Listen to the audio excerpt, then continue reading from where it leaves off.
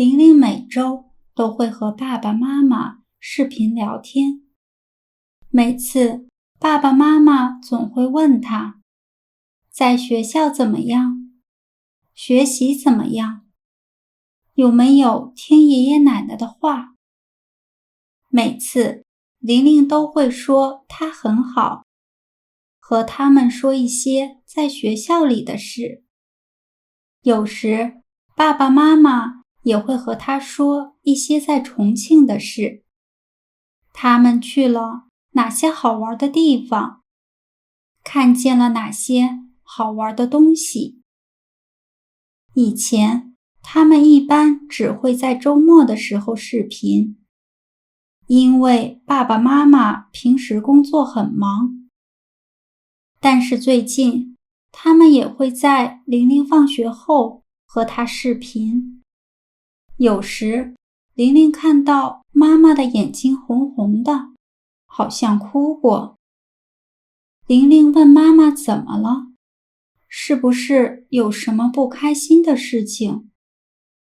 但是妈妈只是笑着和她说：“没事，我很好，你爸爸也很好。”很快，新年到了，爸爸妈妈回来了，他们给玲玲还有爷爷奶奶买了很多礼物。玲玲开心极了，爷爷奶奶也非常开心。那天晚上，爸爸妈妈做了很多菜，都是玲玲和爷爷奶奶爱吃的菜。晚饭的时候，爸爸和爷爷奶奶说：“爸妈，这次回来，我们就不打算再回重庆了。我们想在这边找个工作，或者开个小饭店，这样也能在孩子身边。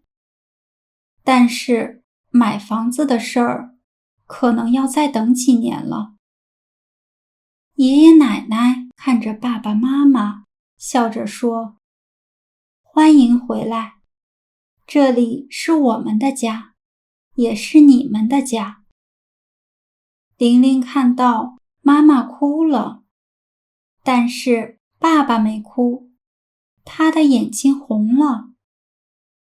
玲玲没哭，她很开心。她笑着和爸爸妈妈说：“爸爸妈妈，欢迎回家。”她想，她明天一定要告诉她的好朋友，她的爸爸妈妈回来了，她以后不会去重庆了，他们可以天天在一起玩了。在视频下方的描述栏中，可以找到额外学习资料的链接。谢谢大家的收看，我们下次见。